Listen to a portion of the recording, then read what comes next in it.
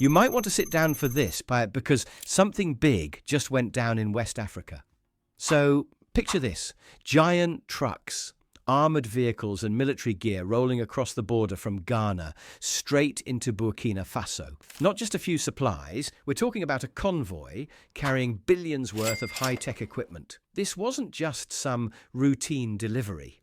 It felt more like the opening scene of a movie. But here's the twist. This wasn't for the regular army. It was for Burkina Faso's citizen defenders, the VDPs, everyday people turned protectors. And what they just received could flip the whole script on how wars and politics are played in the region. We're talking motorbikes for speed, drones for spying from above, communication systems that connect teams in real time, and armored vehicles strong enough to survive serious attacks. For a country that's been dealing with years of unrest and instability, this moment felt like a bold announcement. We're done begging for help. We're building our own strength. And the vibe on the ground? Electric. Crowds gathered as the trucks rolled through the streets of Ouagadougou, snapping pictures, whispering, watching history in motion. Because let's be honest, this wasn't just about new gear, it was about a new message. Burkina Faso is done being seen as the underdog. This gear changes everything.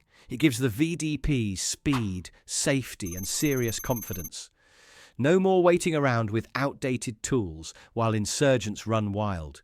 These drones and vehicles give them eyes in the sky and power on the ground. Suddenly, they're not just reacting, they're taking control. And let's not forget the tech. Those communication systems, game changers. Now, instead of scattered efforts, everyone's linked up, like one big brain working together. That's how modern defense works. Not just who has the biggest weapons, but who can move smart and fast. This whole operation is like Burkina Faso, looking the world in the eye and saying, we're not your charity case. We're building our own way forward. And by equipping regular citizens with elite tools, the government isn't just defending borders, they're rewriting the country's identity. For the first time in a long time, the VDPs look less like neighborhood volunteers, and more like the foundation of something powerful, united, and deeply homegrown. Burkina Faso isn't just reacting anymore, it's rewriting the script. For decades, the story here was always the same. Trouble flares up, outsiders step in, and the country scrambles to catch up. But not this time. Not anymore. On May 21st, something wild happened. A long line of trucks, armored vehicles and drones crossed the border, not in a rush or under pressure, but with purpose. It wasn't a rescue mission, it was a message. And the message was loud and clear. We've got this. This gear, worth billions of CFA francs, didn't just roll into town like another donation. It arrived like a thunderclap. Soldiers and volunteers stood tall. Kids watched in awe. And across the streets of Ouagadougou, people whispered the same thing. Everything's changing. But let's break it down. What makes this so different? First, the vehicles. These aren't just for show. They're tough, built to survive the worst. Roadside bombs, ambushes, unpredictable attacks. For the people riding inside, it means safety. And safety means confidence. Now they don't have to tiptoe into danger. They can move with strength, with pride. Then come the drones. Small, quiet, and super smart. These things can scan entire forests and villages from the sky, picking up movements no human could ever spot. Imagine sitting in a control room and suddenly getting a heat signal from a hidden camp. Within minutes, you know where the threat is, how big it is, and what to do about it. That's not just tech, that's power. And there's more. The communication systems might not be flashy, but they're the glue that holds everything together. When you're in a war zone, being able to talk, coordinate, and update in real time can literally save lives. No more mixed signals, no more guesswork. Now everyone moves as one. Fast, precise, and smart. But here's the truth. This isn't just about machines or radios. It's about how it makes people feel. For years, local defenders fought with rusty weapons and barely their support. They were brave, but they were outgunned and outmatched. Now, they know the country is behind them. Now, the people believe their defenders can actually win. And yet, it's not just about hope. It's also about timing. Because right now, things in Burkina Faso are rough. Villages are being wiped out, schools are closed, families are fleeing. The threat isn't just violence, and it's the risk of collapse. People aren't just scared for their lives, they're scared for their future. So, this convoy, it's more than a shipment. It's a statement. We're not waiting anymore, we're standing up now. But there's still that quiet question in the background. Why now?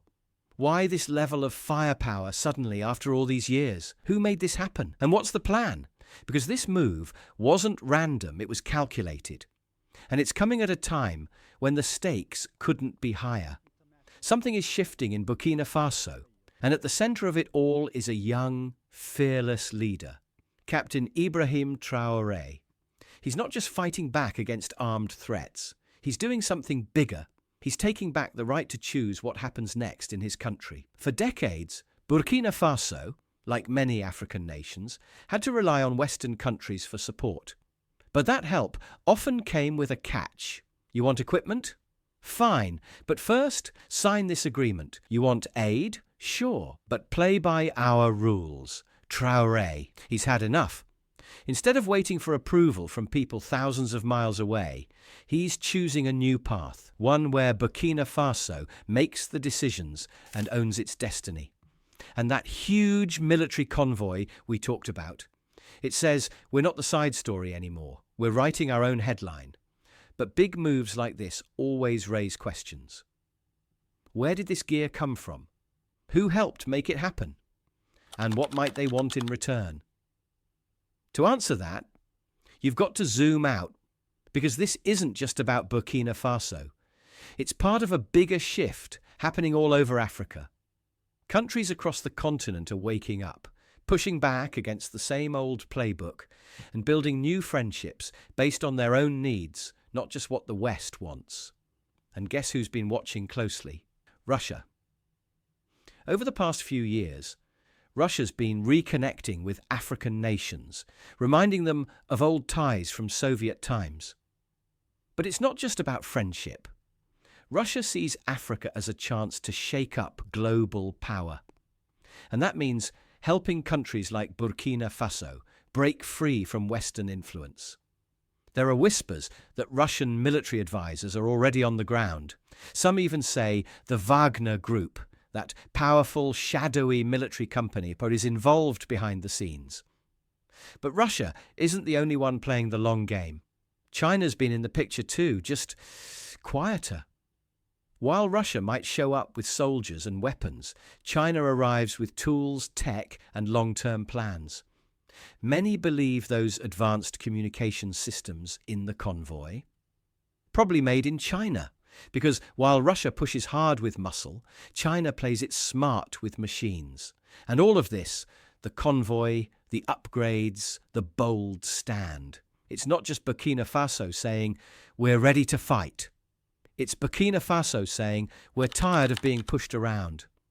But here's the twist. Standing up to old powers is one thing. Making sure you're not getting pulled into someone else's power play. That's the real challenge. Yes, receiving this new equipment without bowing to Western pressure is a win. But staying truly free means knowing exactly who you're dealing with and what they really want. Because here's the question nobody can answer just yet. Are these new partners, Russia, China, others, really supporting Africa's independence? Or are they just swapping one kind of control for another? Russia didn't roll in to be anyone's savior. Let's be real. This isn't charity. It's chess. By sending military support to Burkina Faso, Russia is doing more than just helping out. It's poking the West right in the eye, saying, you're not the only power on this continent anymore. That convoy of armoured trucks and drones, it's not just hardware, it's a flag planted in the middle of a global turf war. But Russia isn't the only one on the board. In the background, calm and calculated, is China. Where Russia moves loudly with soldiers and steel, China plays a long game, silent, strategic, and all about tech. That state-of-the-art communication system Burkina Faso just received, odds are it has China's fingerprints all over it. China's power isn't in bullets, it's in building. Roads, data lines, digital systems, infrastructure, and influence. By offering tools instead of troops, China's positioning itself as the reliable partner for African countries that want out of the old Western grip. So here's the big question. Is this true independence for Burkina Faso? Or just a quieter kind of dependence? Because, yes, it's a win to break free from old pressures. It's a victory to receive modern gear without bowing to Western demands. But independence isn't just about where the help comes from. It's about what happens after it arrives. Are these new allies here to support a sovereign Africa? Or are they just rewriting the same story, this time with a different accent? Burkina Faso now finds itself walking a tightrope. The support is welcome, but the price can't be blind trust. And here's where Captain Ibrahim Traore stands out. He's not a leader who plays puppet. He's proven time and again that he'll take help, but only on his terms. No one pulls his strings. Still, the spotlight is on. Because everything that's arrived, the trucks, the drones, the encrypted radios, only matters if it changes the reality on the ground. It's one thing to have the gear, it's another to make it count. Imagine what this looks like for a soldier who spent years in the bush with nothing but old rifles and guesswork. Now, that same soldier has armour, has eyes in the sky, has a secure line to command, a full squad moving as one. That's not just an upgrade, that's a revolution. This isn't just a military upgrade, it's a complete transformation. Let's talk about the drones. These little machines flying high above the Sahel aren't just for show.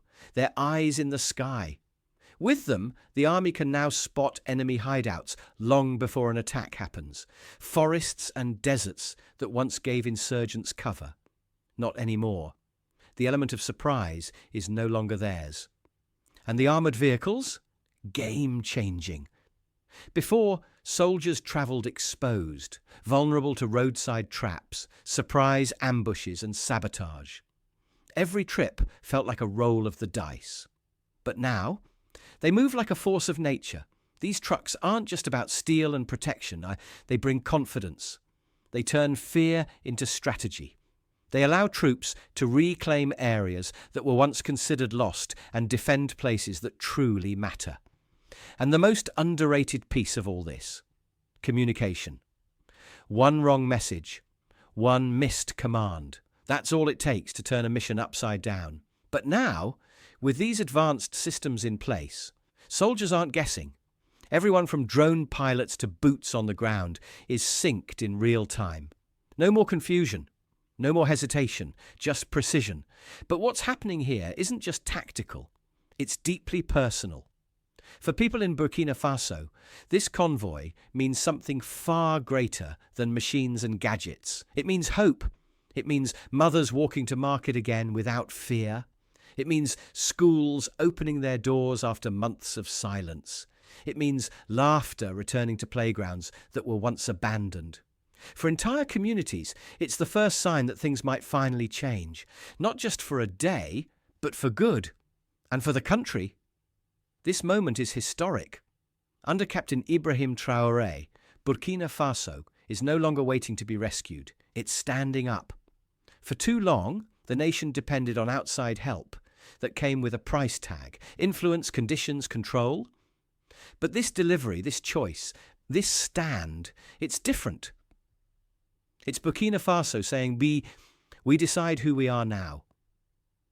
It's a step toward the kind of freedom that doesn't come with strings. And that brings us to the bigger question: is this just the beginning? Could other African nations look at this model, this bold, self-directed shift, and decide to do the same? Could this convoy spark something bigger, something continental? What do you think? Let's talk about it in the comments. And if these stories matter to you like they matter to us, hit that subscribe button and turn on the bell so you never miss what's coming next.